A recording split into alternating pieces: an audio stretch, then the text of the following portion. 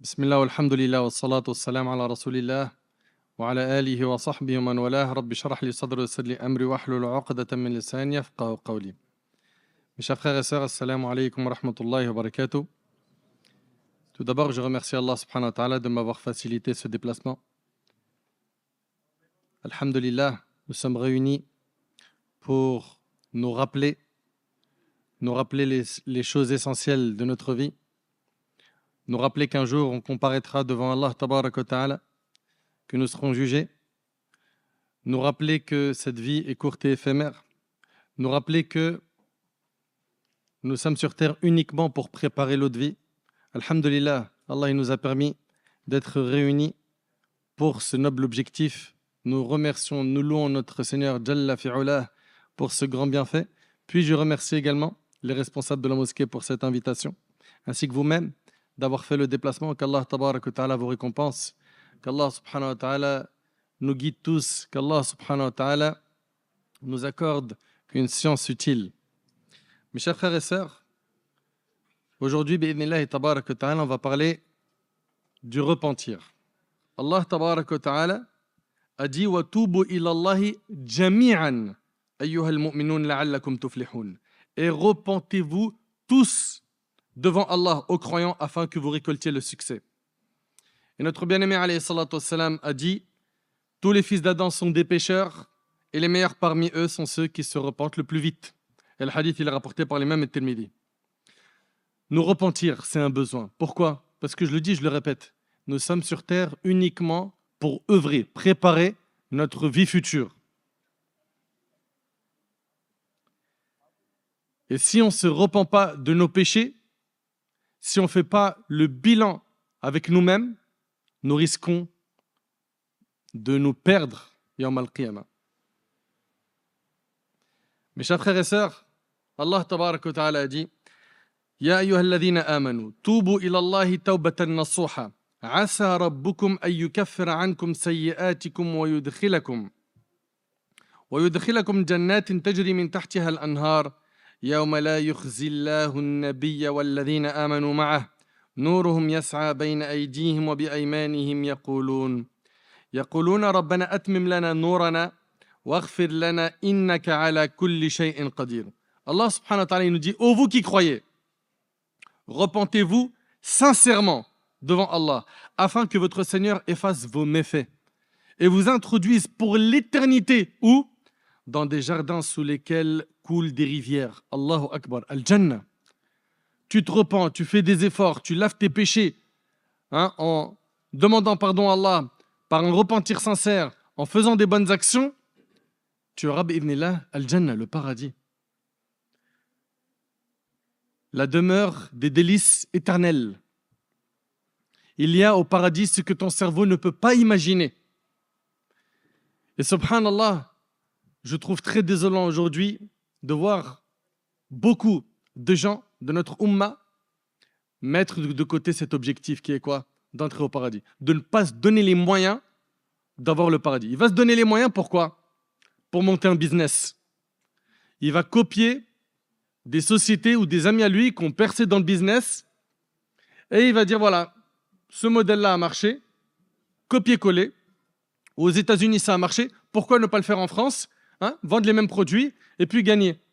Et la religion ne t'interdit pas de faire du business à partir du moment où tout est cadré, tout est halal. Mais quand quelqu'un va, écoutez bien s'il vous plaît, va lancer un business, il va faire quoi? Un business plan. C'est vrai ou c'est pas vrai? La question que je me pose c'est quel business plan t'as fait de ta vie? Ta vie qui est ton capital, la chose que tu as de plus cher, qu'aujourd'hui malheureusement tu détruis à travers ton smartphone. Il n'y a qu'à regarder le report du nombre d'heures chaque jour. 4-5 heures de téléphone par jour. Tu étais en train de faire quoi? Lire les applications où il y a des hadiths du Coran, etc. Apprendre la religion, faire des rappels ou scroller bêtement pendant des heures. Tu es devenu un drogué, addict. Tu perds du temps. Tu bousilles ce que tu as de plus cher, ta vie. Mais jusqu'à quand? Regarde, tu es déjà parti dans un cimetière. Oui ou non? On est déjà parti dans un cimetière. Il n'y a pas des jeunes qui sont enterrés dans les cimetières? Est-ce qu'eux, ils pensaient qu'ils allaient mourir comme ça, du jour au lendemain? Nombreux sont les jeunes qui sont morts pendant leur sommeil. Pendant leur sommeil. D'autres, crise cardiaque, un malaise du jour au lendemain, une maladie qui a apparu du jour au lendemain. Et il en est mort rapidement. Tout ça ne te fait pas réfléchir. Il y a une question qu'on doit tous se poser, c'est si l'ange de la mort vient prendre ton âme tout de suite, pendant que je suis en train de parler là, maintenant, est-ce que tu as un capital de bonne action suffisant pour sauver ta peau le jour du jugement? Réponds à cette question et sois concret avec toi-même. Sois sincère. Est-ce que là, si tu meurs, est-ce que si je meurs, ce qu'on a comme bagage suffit? Est-ce que tu t'es repenti des catastrophes, des péchés que tu fais, et donc tu es prêt à accueillir l'ange de la mort à n'importe quel moment? On est bien d'accord que personne d'entre nous n'est ce type de personne. Oui ou non? Tous, on a peur de rencontrer l'ange de la mort. On a peur de la mort. On fuit la mort. Mais la mort ne prévient pas. Et la mort ne fait pas de différence entre un riche, un pauvre, un grand, un petit. La mort ne t'envoie pas un texto pour te prévenir que dans quelques heures, l'ange de la mort vient cueillir ton âme. Non, c'est faj'atan. Et d'ailleurs, subhanallah, le prophète sallam, il nous enseignait que parmi les signes de la fin des temps, il y a la mort subite. On mangeait avec lui hier. C'est ce qu'on entend dans les janazas. Hier, j'ai mangé avec lui. On est en train de rigoler ensemble. Subhanallah, j'arrive pas à y croire. Il est mort. C'est pas les phrases qu'on entend. Mais ces phrases-là, un jour, on va les dire pour toi et moi. Et la question qu'on doit se poser, c'est Yawm al-Qiyamah. Est-ce que mes œuvres, mes bonnes actions vont peser lourd dans la balance des hasanat, oui ou non? Est-ce que le jour du jugement, j'aurai beaucoup plus de péchés que de bonnes actions? Est-ce que le jour du jugement sera un jour pour moi facile? Allah subhanahu wa ta'ala dit Fi yawmin kana miqdaruhu 50 alf sana. Un jour, le jour du jugement qui dure 50 000 ans. T'imagines? Un jour qui va être difficile, pas pour tout le monde. Les pieux, Allahumma ja'alna minhum ya Rabb, qu'Allah fasse de nous des pieux. Les pieux, ceux qui ont cartonné dans la vie d'ici-bas, en œuvrant pour l'au-delà, sans oublier leur part de ce bas monde. Ça ne veut pas dire qu'on est en train de dire fais tes adorations, tes pratiques religieuses et abandonne complètement la vie d'ici-bas, travaille pas, tu n'as pas le droit au loisir, etc. Non, non, non, non. Reste quelqu'un d'équilibré. Il y a un temps pour tout. Un temps pour te reposer. Tu as même le droit de te divertir dans un cadre halal. Et il y a un temps sérieux où tu dois faire la salat, tu dois t'acquitter de ta zakat, tu dois aider, tu dois obéir à tes parents, etc., etc., etc. Mes chers frères, mes chères sœurs, malheureusement, je le dis, je le répète, il y en a énormément qui, quand ils vont faire un calcul pour un business, ils vont faire un calcul, ils vont étudier ce business bien comme il faut. Pourquoi? Parce qu'il ne faut pas que je me loupe. Même si les personnes qui se lancent dans le business savent que le risque existe dans le commerce, n'est-ce pas? D'ailleurs, n'importe quel commerçant, il va te dire, écoute, si tu n'es pas prêt à prendre des risques, rentre pas dans le business. C'est pas leur phrase? Oui ou non? Et ils vont faire des calculs pour diminuer la casse, pour faire en sorte qu'ils cartonnent, qu'ils gagnent beaucoup, efficacement, intelligemment, etc. Très bien. Mais est-ce que tu as fait un business plan pour ta vie? Le jour du jugement, le prophète alayhi salatu wassalam, il nous dit que le fils d'Adam ne fera pas un pas sans qu'il soit questionné sur 4 choses. Parmi elles, ta vie, comment tu l'as passée? Qu'est-ce que tu vas répondre à Allah? Qu'est-ce que tu as regardé? Qu'est-ce que tu aimais regarder? Qu'est-ce que tu aimais écouter? Qui est-ce que tu fréquentais? Pourquoi? De quoi est-ce que tu parles? Pourquoi? Quels sont tes sujets de discussion favoris? Et pourquoi? Pose-toi toutes ces questions pendant qu'il en a encore temps. Tu es vivant, alhamdulillah. Les gens qui sont sous terre, s'ils pouvaient revenir sur terre, vous pensez qu'ils feraient quoi? S'ils pouvaient revenir sur terre, ils reviendraient faire des adorations. Et nous, alhamdulillah, on manque de rien. On a la santé, on a à manger, on a un toit. Qu'est-ce qui nous manque? Allah tabarak wa ta'ala, il nous dit وَمَنْ لَمْ يَتُبْ فَأُولَٰئِكَ هُمُ الظَّالِمُونَ. Et quiconque ne se repent pas, ceux-là sont les injustes. Allahu Akbar. Allahu Akbar. Ils font des péchés avec leurs yeux, avec leurs oreilles. Ils désobéissent à Allah, ils mettent en colère Allah. Ils savent au fond d'eux que c'est un mal, ça les ronge, ça les brûle, mais ils n'arrêtent pas. Ils sont injustes. Ce ne sont pas mes paroles. Et quiconque ne se repent pas, nous dit Allah, ceux-là sont les injustes. On a trop de musulmans et de musulmanes qui remettent le repentir à demain. Plus tard. Ils procrastinent. J'ai encore le temps. C'est vrai, ce que je fais, c'est pas bien. Je sais. Mais, Inch'Allah, un jour. Mais qui te dit que ce jour, tu vas l'atteindre? Ça se trouve, tu vas mourir avant de te repentir. Qu'est-ce que tu vas dire à Allah?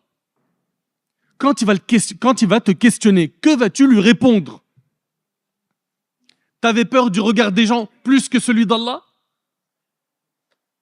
Tu voulais faire tes preuves sur TikTok, sur les réseaux sociaux, sur YouTube, sur Snap, pour que les gens t'admirent, pour que les gens te mettent sur un piédestal, pour que tu brilles, tu sois une star. Le plus important pour toi, c'était la parole des gens, la satisfaction des gens, plus que la satisfaction d'Allah. Mon frère, ma sœur, es-tu quelqu'un de raisonnable? Est-ce qu'on est raisonnable? Nous, on est musulmans. Ce qui doit occuper notre esprit, c'est quoi? C'est la satisfaction d'Allah avant tout. C'est qu'Allah m'aime. Parce que si je gagne l'amour d'Allah, wallahi, j'ai tout gagné.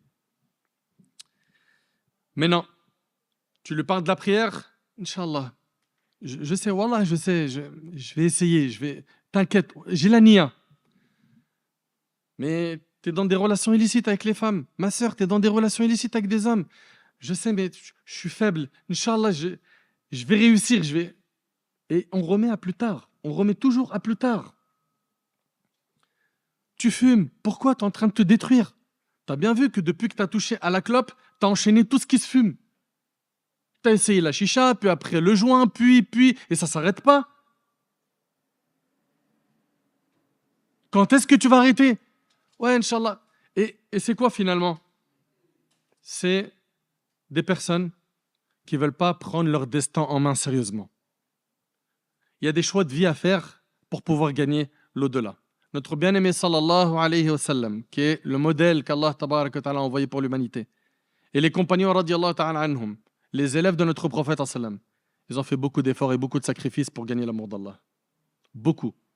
Et si on parle d'eux aujourd'hui comme nos exemples, nos héros, c'est parce qu'ils ont mis comme priorité dans leur vie la satisfaction d'Allah.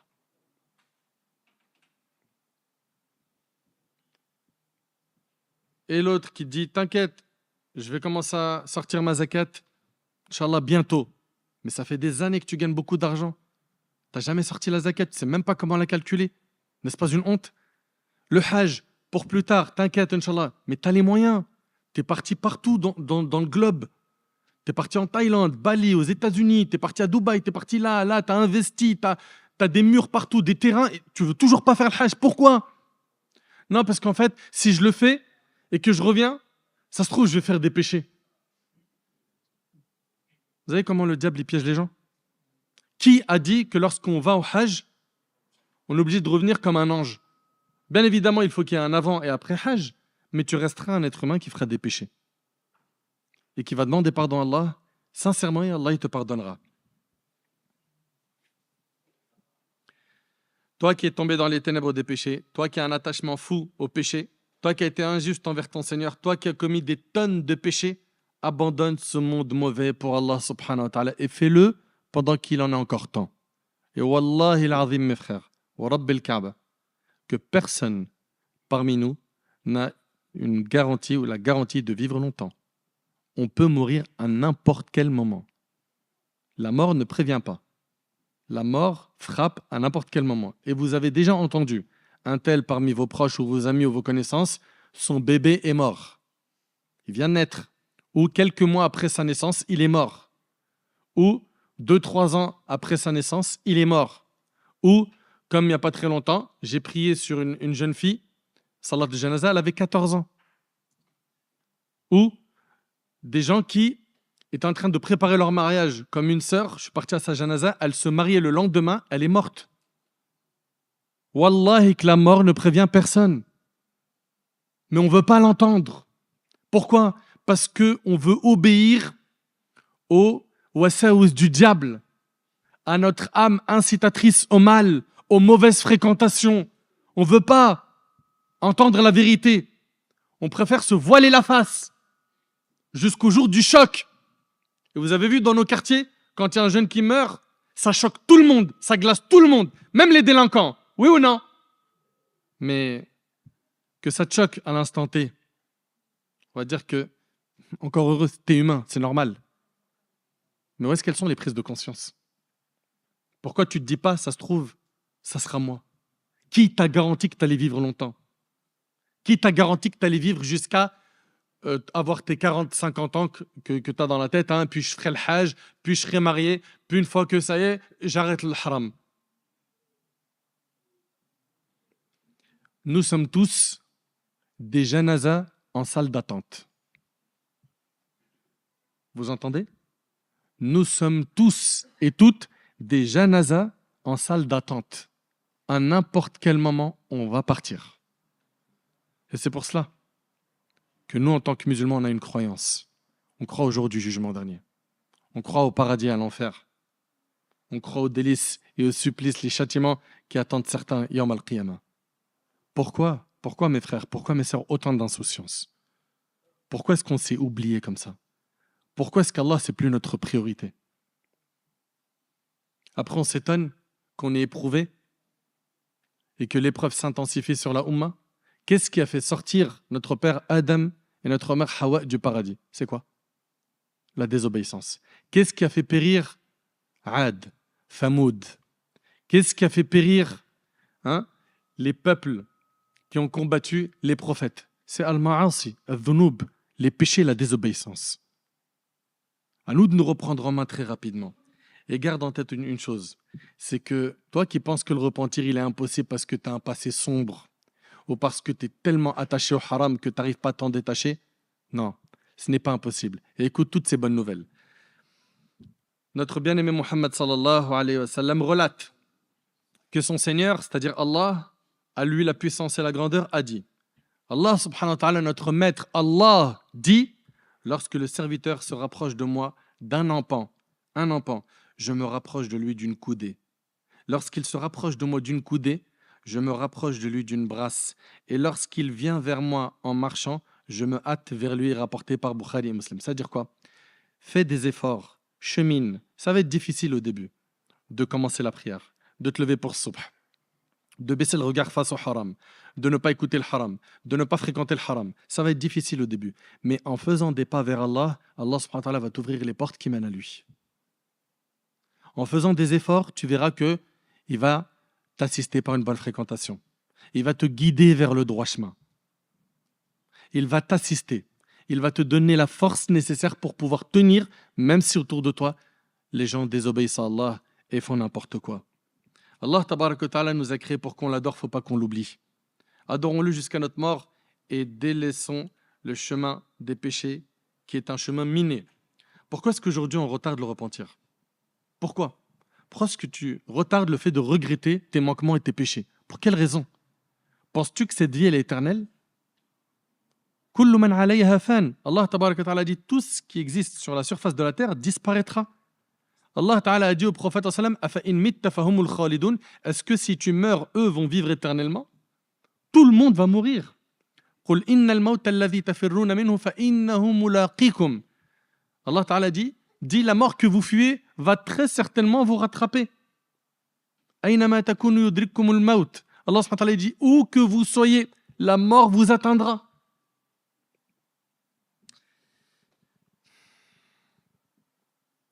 L'imam Muslim rapporte que le prophète sallallahu alayhi wa sallam a dit Allah se réjouit, écoute bien, Allah se réjouit certainement de son serviteur quand il revient à lui plus que ne se réjouit l'un de vous qui était sur sa monture dans une terre désertique, elle s'échappe tout à coup en emportant sa nourriture et sa boisson.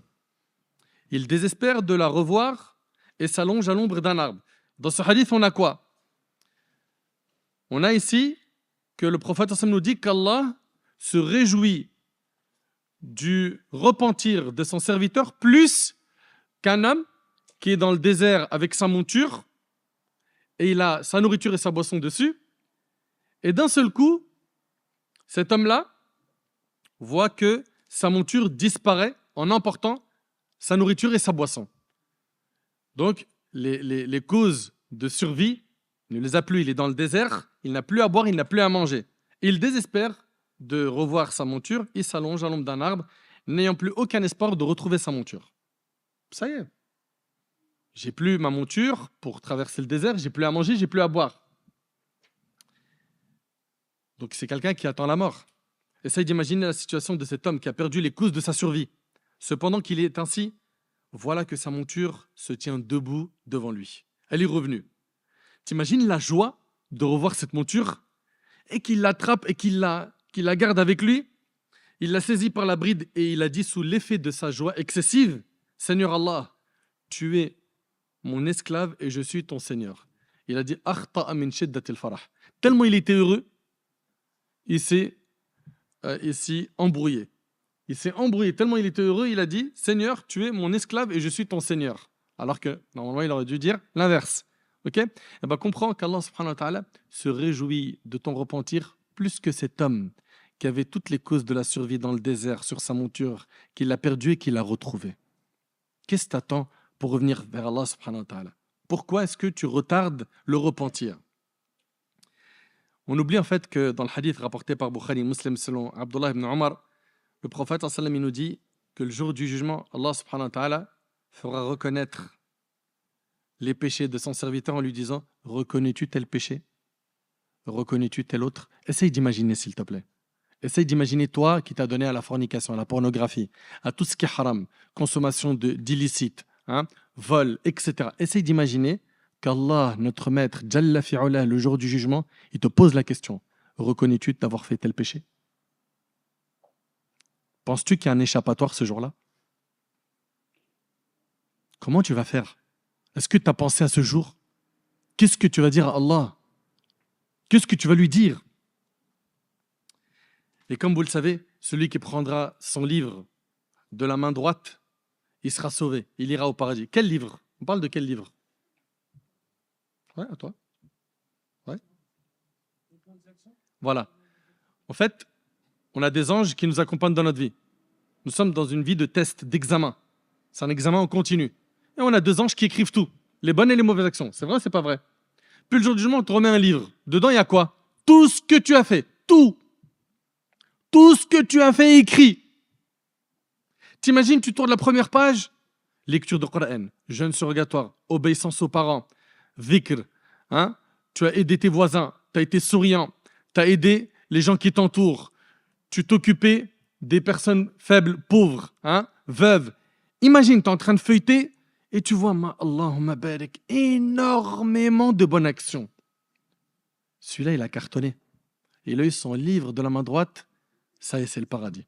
De l'autre côté, il y a des gens, wal'iyadhu billah, qu'Allah nous en préserve, qui auront leur livre de la main gauche. Essaye d'imaginer. Il est en train d'ouvrir son livre et il voit quoi? Insulte, médisance, calomnie. Il a été la cause d'un trouble sur les réseaux sociaux. Il a levé des armées de rumeurs contre des personnes pour les nuire. Il regardait le haram, il écoutait le haram, il mangeait le haram, il faisait pleurer ses parents. Il les a fait souffrir. Jusqu'à certains se sont mis à faire dua contre leurs enfants. T'arrives à imaginer, subhanallah, pousser une maman ou un papa à ce point à craquer, ou bien des mamans qui pleurent au parloir. Pourquoi? Parce que son fils il est au habs. Pour quelle raison? Parce qu'il a suivi des mauvaises fréquentations. Et lui, il est en train de tourner ses pages et il voit que c'est sombre, sombre, sombre, sombre, sombre, sombre. Il a eu son livre de la main gauche. Il a loupé cet examen, l'examen de la vie d'ici-bas. Allah tabarak wa ta'ala il dit فَأَمَّا مَنْ أُوتِيَ كِتَابَهُ بِيَمِينِهِ فَيَقُولُ هَاؤُمُ اقْرَءُوا كِتَابِيَهْ اللهم اجعلنا منهم يا رب إني ظننت أني ملاق حسابي فهو في عيشة راضية في جنة عالية قطوفها دانية كلوا واشربوا هنيئا بما أسلفتم في الأيام الخالية.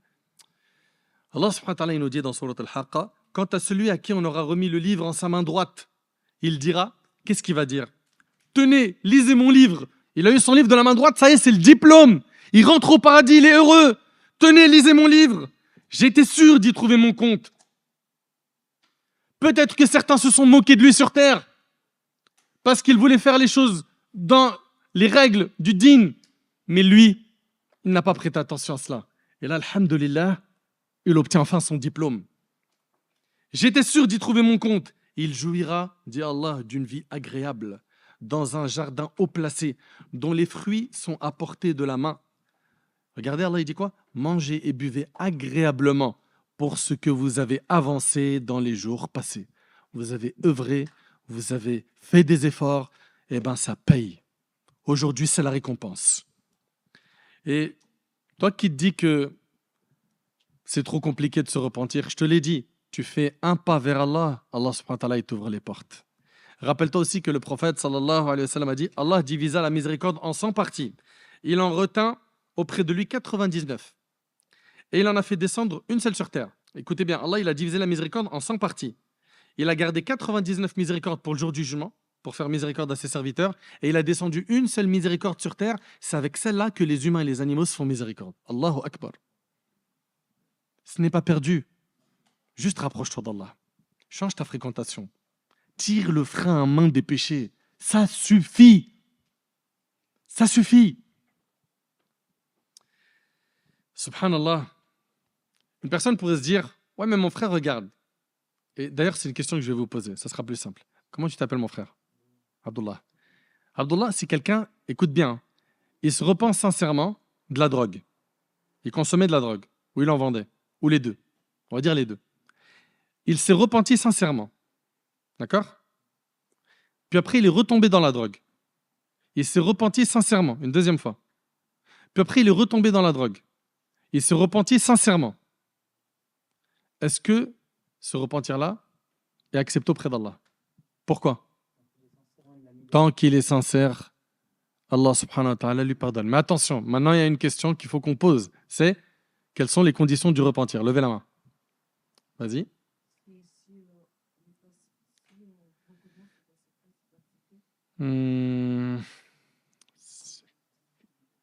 Ouais, Samba. Dis.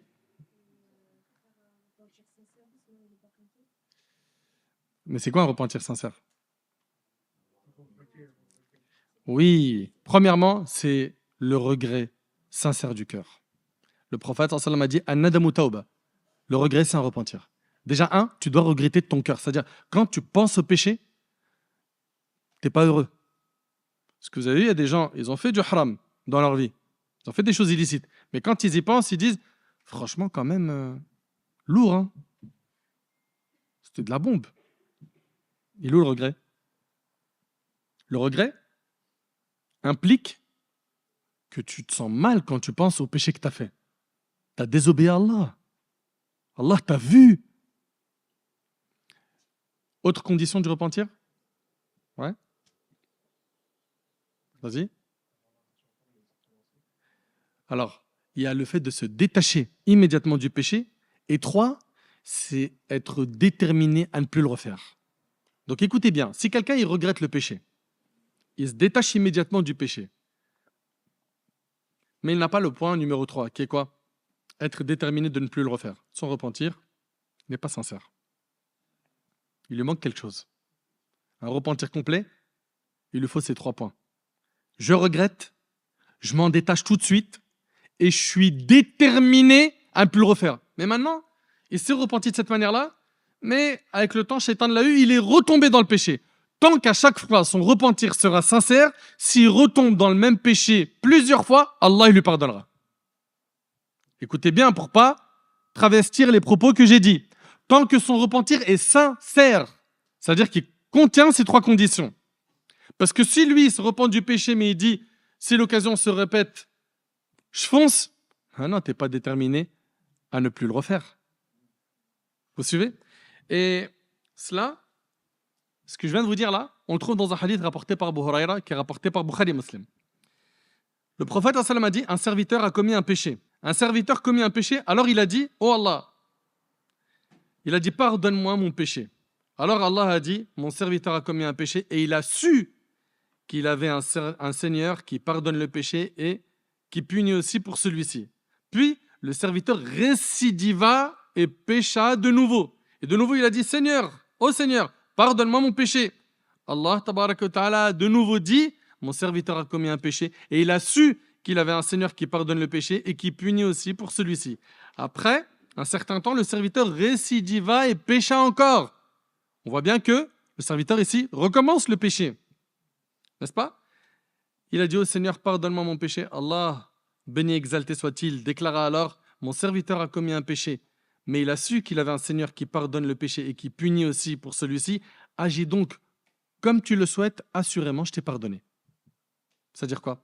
Tant que ton repentir, à chaque fois, il est sincère avec toutes ses conditions, Allah te pardonnera à chaque fois. Vous entendez? Est-ce que c'est un appel à foncer dans le péché? C'est ça que vous avez compris? Non, au contraire. Au contraire, c'est un appel simplement à ne pas perdre espoir si jamais le diable te met KO une deuxième fois ou une troisième fois. Mes chers frères, mes chères sœurs, le diable, n'oubliez pas qu'il a un rôle sur terre, c'est quoi? D'amener les gens à la corruption parce qu'il ne veut pas être tout seul dans le châtiment le jour du jugement. Et d'ailleurs, vous savez qu'est-ce que le diable il a dit? Dans le hadith d'Abi Sa'id al-Khudri, le diable a dit, il a dit ça à qui? À Allah, il a dit, je le jure par ta puissance, ô Seigneur, je ne cesserai d'égarer tes serviteurs tant que leurs âmes seront dans leur corps. Essaye d'imaginer, s'il te plaît. Le diable a dit à Allah, je le jure par ta puissance, ô Seigneur,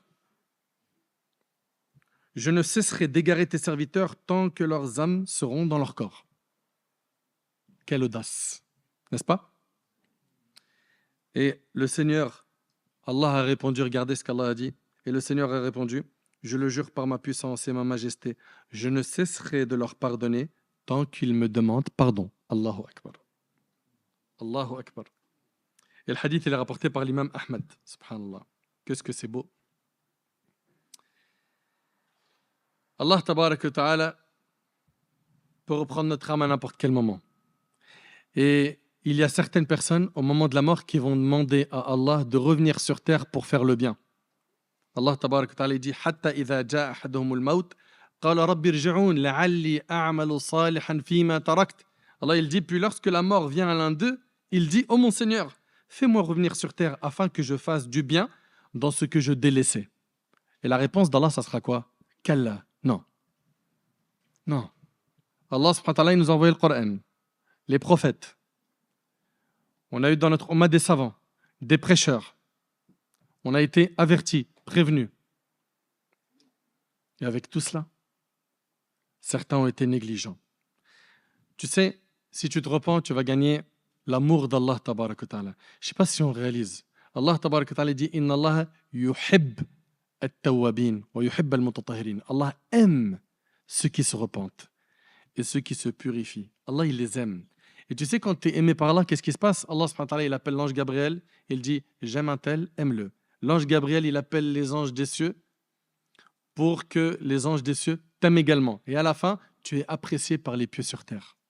Donc quand tu es aimé par Allah, la première des choses, c'est que Allah te facilite de faire des bonnes actions, il te protège, mais il fait que les pieux, les bonnes personnes t'aiment.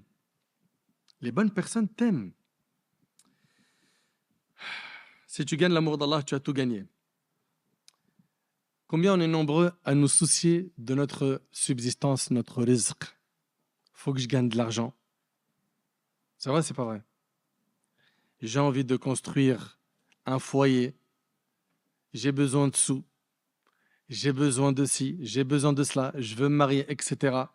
Le fait de demander pardon à Allah facilite l'obtention du risque de la subsistance. Allah tabaraka wa ta'ala dit فَقُلْتُ اسْتَغْفِرُوا رَبَّكُمْ إِنَّهُ كَانَ غَفَّارًا يُرْسِلِ السَّمَاءَ عَلَيْكُمْ مِدْرَارًا وَيُمْدِدْكُمْ بِأَمْوَالٍ وَبَنِينَ.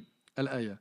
J'ai donc dit Regardez bien dans le verset. Implorez le pardon de votre Seigneur, car il est grand pardonneur, pour qu'il vous envoie du ciel des pluies abondantes et qu'il vous accorde beaucoup de biens et d'enfants. Le verset commence comment?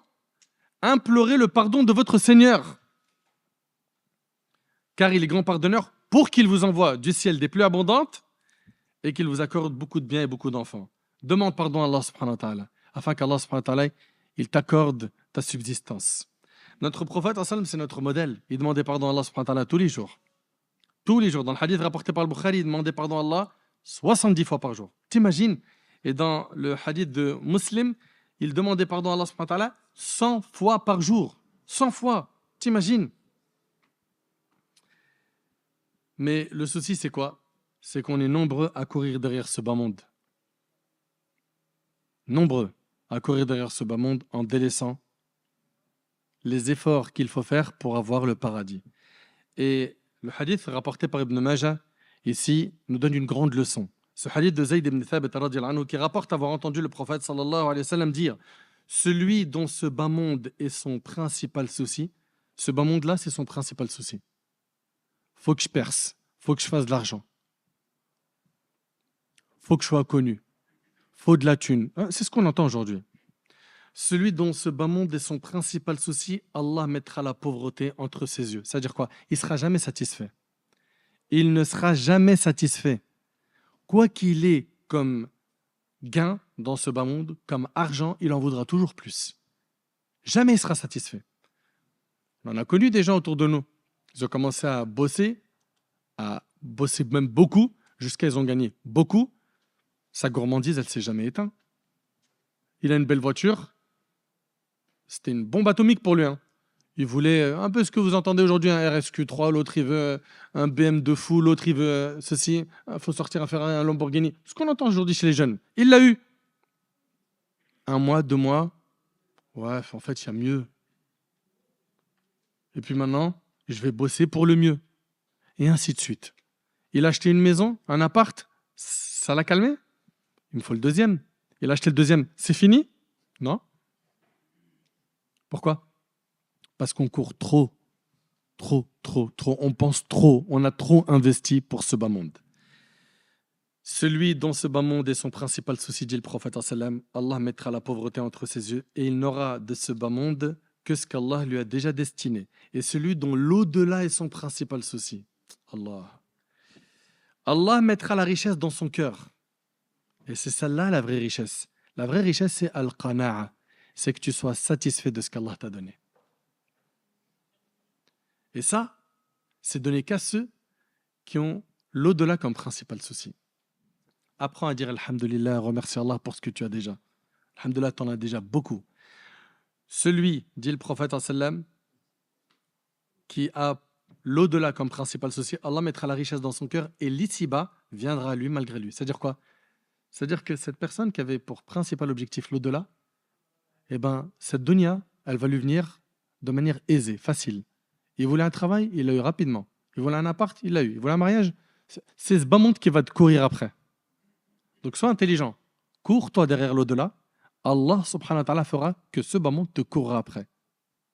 Et ne sois pas de ceux qui vont courir derrière ce bas monde, car au final, tu ne seras jamais satisfait, tu vas t'épuiser.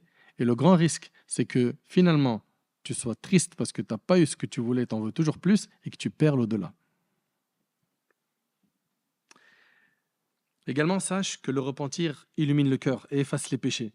Ceux qui n'arrivent pas à prendre la science religieuse, le Coran, qu'ils se repentent car les péchés sont un frein dans l'apprentissage. L'imam Malik, rahimahullah, il avait dit à l'imam Shafi'i, je vois qu'Allah a illuminé ton cœur par la science. N'éteins pas cette lumière par les ténèbres des péchés. Combien de gens se sont retrouvés à s'égarer du chemin d'Allah alors qu'ils avaient beaucoup de connaissances? Pourquoi? À cause des péchés. À cause des péchés. Si tu veux être un vrai adorateur, si tu veux apprendre la science religieuse, si tu veux purifier ton cœur, repens-toi. Repens-toi à Allah subhanahu wa ta'ala. Et invoque Allah subhanahu wa ta'ala pour qu'il te guide. Parce que nous, seuls, sans l'aide d'Allah, on ne peut rien faire. Le prophète, il disait Ya muqallib al-qulub, thabbit qalbi ala dinik. Ô toi qui raffermis les cœurs, raffermis mon cœur sur ta religion. Dans le Coran, Rabbana la tuzigh qulubana ba'da idh hadaytana wa hab lana min ladunka rahma innaka antal wahhab. Seigneur, ne laisse pas dévier nos cœurs après que tu nous aies guidés.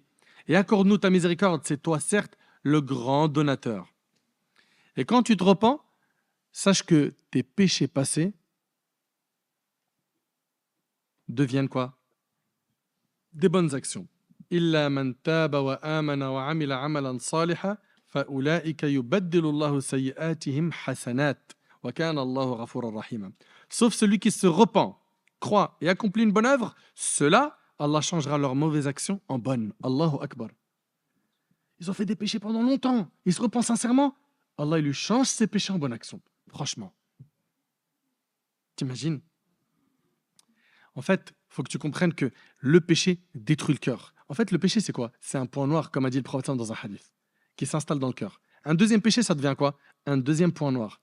Un troisième péché, un troisième point noir.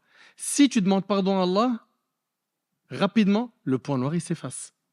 Mais si les points noirs se multiplient sur ton cœur, qu'est-ce qui se passe?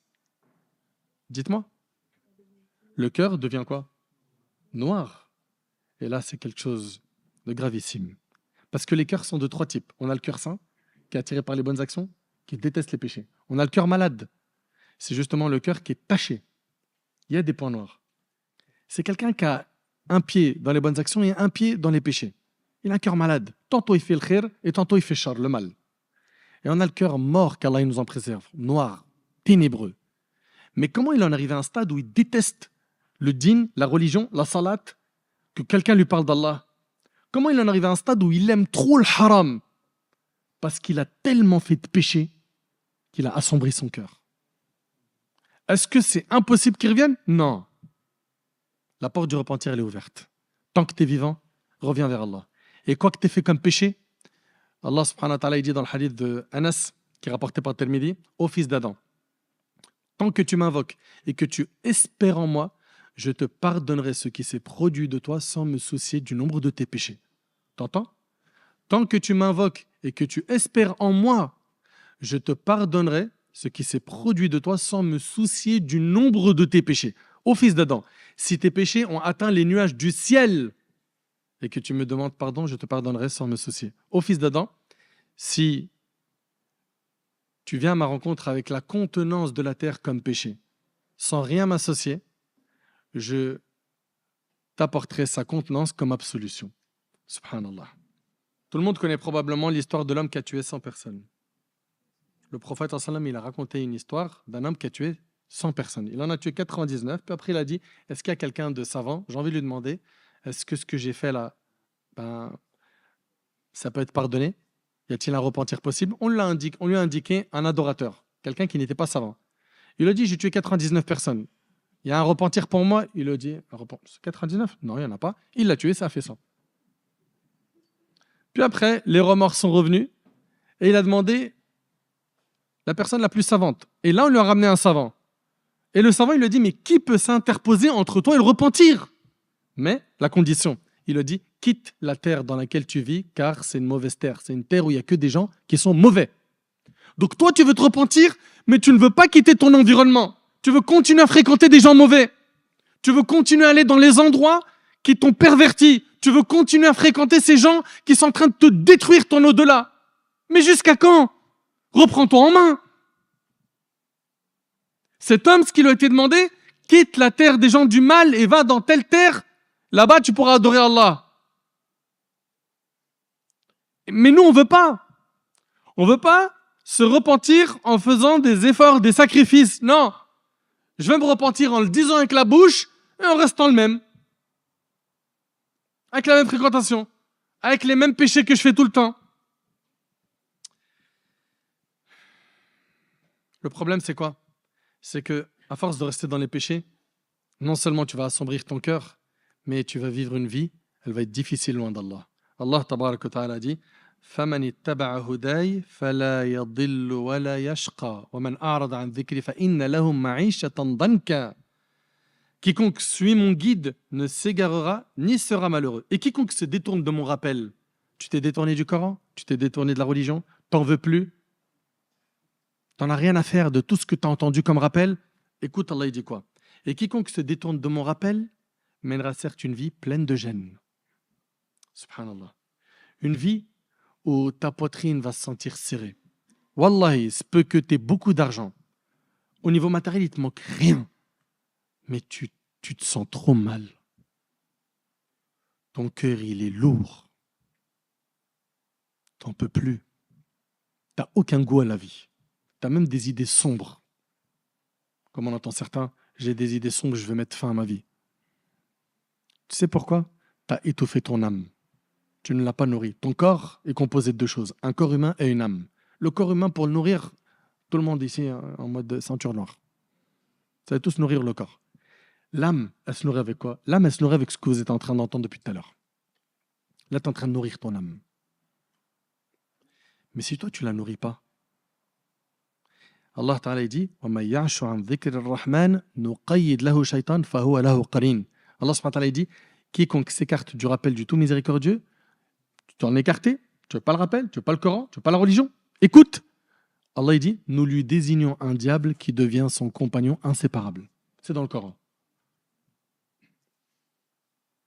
Tu t'es écarté du Coran, tu t'es écarté du dîn, tu veux pas de l'islam, toi qui es musulman, Allah il te dit nous lui désignons un diable qui devient son compagnon inséparable. C'est dans le Coran. De l'autre côté, Allah Ta'ala il dit Man amila salihan min dhakarin aw untha wa huwa mu'min falanuhyiyannahu hayatan tayyiba. Quiconque mâle ou femelle fait une bonne œuvre tout en étant croyant, nous lui ferons vivre une bonne vie. Comment faire pour avoir une bonne vie? Crois en Allah, fais des bonnes actions. C'est simple, c'est écrit dans le Coran. Crois en Allah et fais des bonnes actions. Allah il dit nous lui ferons vivre une bonne vie. Ibrahim ibn Adham, il y a un homme qui est venu se plaindre de ses péchés et il vient demander conseil à Ibrahim ibn Adham. D'accord? Il veut savoir comment faire pour délaisser les péchés. Il a dit, premièrement, la première chose, si tu veux désobéir à Allah, ne mange pas de sa subsistance. Est-ce que c'est possible? Tout ce qu'on mange, nous, là, c'est pas la subsistance d'Allah? Subhanallah, c'est pas honteux. On mange de ce qu'Allah nous a accordé, on prend des forces par le biais de ce qu'Allah a créé, ce qu'il nous a donné, et suite à cela, on lui désobéit. Franchement, c'est pas honteux? Oui ou non? Il lui a dit, si tu veux désobéir à Allah, ne mange pas de sa subsistance. Il lui a dit, si tu veux désobéir à Allah, ne mange pas de sa subsistance. Mais on est tous d'accord que tout appartient à Allah. Il lui a dit, comment cela? Alors que toutes les subsistances appartiennent à Allah. Ibrahim lui a dit, est-il juste que tu manges de sa subsistance et que tu lui désobéisses? Ensuite, Ibrahim ibn Adham lui a dit, si tu veux désobéir à Allah, trouve un endroit qui n'appartient pas à Allah et désobéis-lui là-bas. Tu veux désobéir à Allah? Trouve un endroit qui ne lui appartient pas et désobéis-lui là-bas. Il y en a? Non. Tout appartient à Allah. N'est-ce pas? Allah Ta'ala dit Innal arda lillah yurithuha man yasha. En vérité, la terre appartient à Allah. Il en fait hériter qui il veut parmi ses serviteurs. Et l'homme, il lui a dit mais tout le royaume appartient à Allah. Ibrahim ibn Adham lui a dit est-il juste que tu désobéisses à Allah dans le royaume d'Allah? Ensuite, Ibrahim lui a dit la troisième chose, si tu veux désobéir à Allah, trouve un endroit sûr où Allah ne te voit pas. Ça existe, hein? Subhanallah. Allah tabarak wa ta'ala, il dit Ya'lamu kha'inat al-a'yun wa ma tukhfi as-sudur. Allah connaît parfaitement les regards sournois et ce que recèlent les poitrines. Donc en deux mots, il a dit quoi? Tu veux désobéir à Allah? Mange pas de sa subsistance. C'est possible? Fais-le dans un endroit qui lui appartient pas. Ça existe? Fais-le dans un endroit où il te voit pas. C'est possible? Mais vous vous rendez compte que nous, on mange des bienfaits d'Allah. On vit sur la terre d'Allah. On sait qu'Allah nous voit et on lui désobéit. Normal? Ibrahim ibn Adham lui a dit, si tu veux désobéir à Allah et que l'ange de la mort vient à toi, dis-lui, ne prends pas mon âme maintenant, jusqu'à ce que je me repente auprès d'Allah. Est-ce que ça c'est possible? Est-ce que quand l'ange de la mort il va venir prendre notre âme, on peut négocier avec lui un délai? Impossible. Allah Ta'ala il dit فَإِذَا جَاءَ أَجَلُهُمْ لَا يَسْتَأْخِرُونَ سَاعَةً وَلَا يَسْتَقْدِمُونَ. Allah subhanahu wa ta'ala, il dit que lorsque leur terme échoit, ils ne peuvent ni le retarder ni l'avancer, fût-ce d'un instant. Quand l'ange de la mort il vient, c'est terminé. Tout de suite, il va prendre ton âme. Tu peux rien négocier. Subhanallah, il lui a dit, si tu veux désobéir à Allah, lorsque les anges viendront te prendre pour t'emmener en enfer, dis-leur, je ne vous suis pas. On est bien d'accord que tout ça, c'est impossible. Donc pourquoi retarder le repentir jusqu'à maintenant, mes frères et sœurs?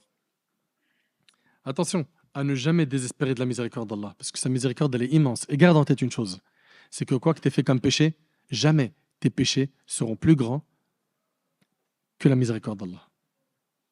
Jamais. La miséricorde d'Allah est plus grande que tout. Mais reprends-toi en main. Commence par déjà une chose, c'est quoi? C'est être déterminé, avoir cette volonté de changer. Parce que si tu n'as pas cette volonté toi-même de changer, rien ne va changer. Il faut que tu aies cette volonté, cette détermination et que tu te donnes les moyens, que tu te battes contre le diable, contre les mauvaises fréquentations, contre ton âme qui incite au mal. Il faut que tu te battes, pourquoi? Pour t'en sortir de cette mauvaise fréquentation, de ces mauvaises personnes qui t'induisent en erreur, de toutes ces personnes qui t'enseignent le mal ou qui t'ont plongé dans le mal. Il faut que tu te battes. Et rien n'est impossible parce que le maître, Azza wa Jal, c'est lui qui guide. Demande-lui sincèrement, Ya Allah, guide-moi. Ya Allah, je suis faible. Ya Allah, donne-moi la force de tenir face au péché, face aux tentations qui sont trop nombreuses. Ya Allah, j'arrive pas. Ya Allah, aide-moi. Et sois sûr que si tu fais les causes, rappelle-toi du hadith, s'il vient vers moi en marchant, je viendrai vers lui en me hâtant. C'est-à-dire quoi? C'est-à-dire qu'il va te faciliter les choses. Wallahi, mes frères, mes sœurs, qu'il n'y a pas plus beau que d'être sur la voie de l'obéissance à Allah subhanahu wa ta'ala. Aujourd'hui, je vous parle du haut de mes 42 ans. J'ai connu votre âge. Vous avez quel âge, les jeunes? 14, 17, 11. Quand j'étais jeune, malheureusement, je n'étais pas bien entouré. Je n'étais pas bien entouré, puis j'étais perdu. Perdu. Bien que mes parents, ils ont fait ce qu'ils ont pu, qu'Allah les récompense. Qu'Allah les bénisse et qu'Allah protège et récompense tous nos parents. Subhanallah, c'était un combat que je menais avec moi-même. Je n'arrivais pas à m'en sortir au niveau de la fréquentation. Parce que je les aimais.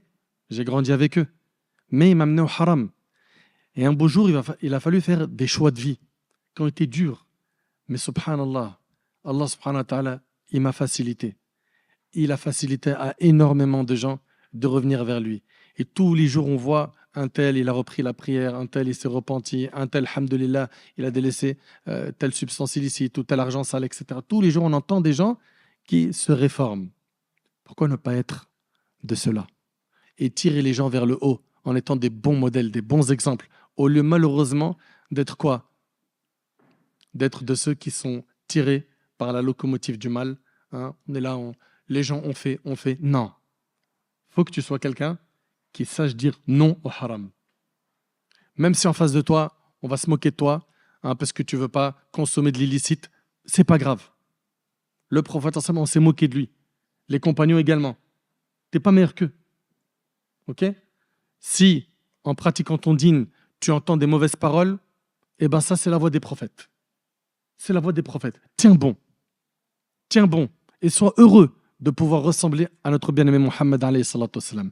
Mes frères, mes sœurs, la vie, elle est très courte. Et on ne sait pas à quel moment l'ange de la mort va venir prendre notre âme. À nous de nous reprendre en main tant qu'il en est encore temps et de faire le nécessaire pour que le jour du jugement soit un jour pour nous agréable et que la suite soit le paradis éternel. J'implore Allah subhanahu wa ta'ala de me pardonner mes manquements. J'implore Allah subhanahu wa ta'ala de nous guider. J'implore Allah subhanahu wa ta'ala de faire de nous des pieux. J'implore Allah subhanahu wa ta'ala de nous accorder une bonne fin. Sallallahu subhanahu wa ta'ala an yataqabbala minni wa minkum salih al-a'mal. هذا والله أعلم سبحانك اللهم بحمدك أشهد أن لا إله إلا أنت أستغفرك وأتوب إليك وآخر دعوانا الحمد لله رب العالمين وجزاكم الله خيرا.